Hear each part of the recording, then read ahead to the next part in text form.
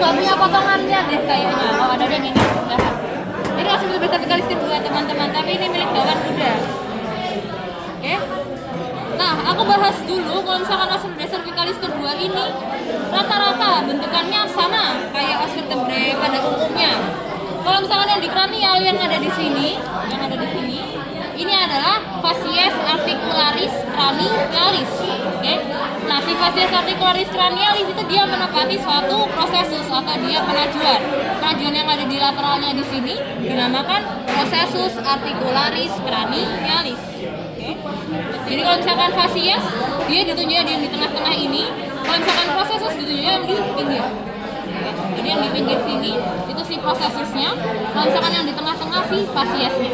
Oke, dua-duanya tanpa clue. Oke, soalnya penunjukannya jelas. Oke, habis itu yang dia ciri khasnya yang ada di os aksis ini, di kranialnya itu kalian bisa melihat suatu penjuluran. Oke, dia bentukannya membulat, dinamakan dens aksis. Oke, jadi yang ini dan juga yang ini keduanya dinamakan dens aksis. Ini dan juga ini. Oke, ini dua-duanya namanya adalah dens aksis. Nah, si dens aksis ini dia punya permukaan di bagian ventralnya. Nah, di bagian ventralnya di sini. Ini dinamakan facies articularis ventralis. Facies articularis ventralis. Jadi kalau misalkan ditunjuk di ventral itu sih facies articularis ventralis. Kalau misalkan ditunjuk di dorsal itu bentukan dari dens aksis. Oke. Kalau misalkan dorsal dens, kalau misalkan ventral fasiesnya. Caudal. Ini aku pakai yang potongan ya karena di sini tidak bisa kelihatan. Yang di caudal itu ada bentukan sama kayak os vertebrae thoracalis kalau masih ingat itu ada bentukan dari kavitas. Oke. Jadi di sini ada bentukan dari kavitas. Nah, di dorsalnya dari kavitas yang dia ada di sini. Nah, ini ada suatu fasies atau permukaan sendi yang dinamakan facies articularis caudalis. Oke, jadi yang di sini. Ini adalah bentukan dari facies articularis caudalis. Yang mana dia menempati suatu prosesus atau penjuluran. Penjulurannya dinamakan prosesus articularis caudalis. Jadi kalau misalkan ditunya di sini itu si fasiesnya. Kalau misalkan yang di dorsal sini di pinggir-pinggirannya itu si prosesusnya. Oke, penunjukannya kayak gitu. Nah, kalau misalkan di os vertebrae yang di sini di semua os vertebrae selanjutnya juga itu ada bentukan yang dia menjulurnya arahnya transversal ke lateral. Ini dinamakan prosesus transversus. Oke, ini prosesus transversus. Yang ini, yang dia ke lateral ya, yang di lateral.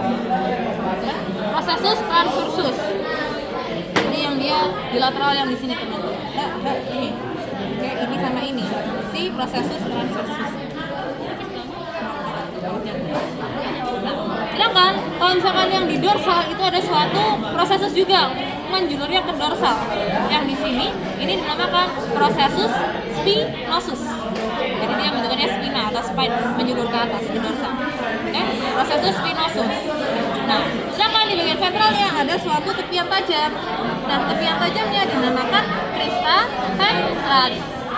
Yang ini sih crista ventralis.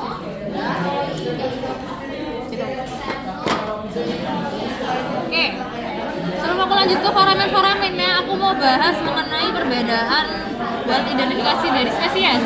Yang aku pegang di tangan kiri, ini adalah bentukan os vertebrae cervicalis kedua dari ruminansia, sapi. Nah, yang di tangan kanan ini yang di hewan kuda. Nah, bayangin ini kan kepotong ya di tengah-tengah. Bayangin ada satunya lagi di kananku, dia bentukannya juga membulat kayak gini. Nah, bedanya kalau misalkan di hewan ruminansia itu dia prosesus spinosusnya dia membulat satu di kaudal. Sedangkan kalau misalkan yang punyanya kuda itu dia membulatnya dua di kaudal. Jadi dia bentukannya nanti ada kayak gini satu lagi. Oke, jadi satu, dua. Misalkan di kuda bentukannya gini. Jadi membulat ada terbelah menjadi dua di kaudal. Misalkan yang dipunya kuda. Oke. Nah, kalau misalkan di anjing itu nanti kalian bisa lihat di preparat museum juga bisa lihat itu dia ada yang menjulur ke kranial sama ada lagi yang menjulur ke kaudal. Kalau misalkan di babi, itu dia menyerutnya ke caudal aja. Yang kita punya preferensinya di sini rata-rata sapi, kambing, sapi, kuda, sama ada anjing yang di museum. Itu aja. Oke. Itu buat perbedaan dari spesiesnya. Habis itu kita lanjut ke foramen-foramennya sekarang. Nah, foramen yang pertama seperti biasa yang dia foramen lebar di bagian tengah ini dinamakan foramen vertebrale. Oke, ini adalah foramen vertebrale. Tempat lewatnya dari medula spinalis. Oke. Nah, sama ada lagi nih foramen yang dia arahnya dari luar. Nanti dia masuk ke foramen vertebrale. Yang ini dinamakan foramen vertebrale laterale. Oke, foramen vertebrale laterale. Sedangkan ada satu lagi foramen yang dia berada di prosesus transversus di sini. Ada foramen kecil yang dia berada di bagian caudal dari si prosesus transversus, dinamakan foramen transversarium. Foramen transversarium. Ini di kuda ada, di ruminansia juga ada. Ada kayak foramen ini, ada bolongannya itu. Kecil itu. Ini yang satu di sini. Yang di sini. Ini yang satu di tangan. Bisa ditusuk nggak, Pak? Coba ada yang ini. Kelas foramen transversarium ini bakal dilewati oleh arteri vena vertebralis. Transversarium, pokoknya semuanya lah. Ini itu bakal dilewati oleh foramen arteri vena vertebralis.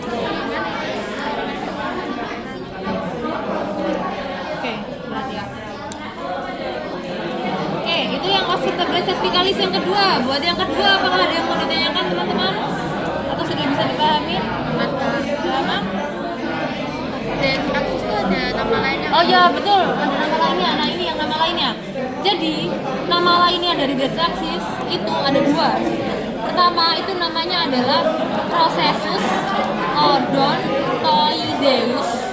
Odontoideus. Yang pertama, processus ada odontoideus. Odontoideus. Oke, itu yang pertama. Ini odontoideus.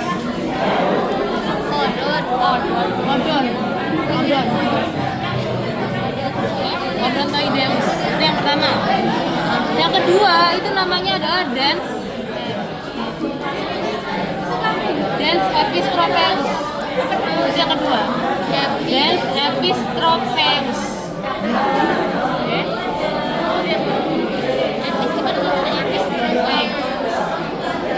Processus odontoideus sama dens epistropeus.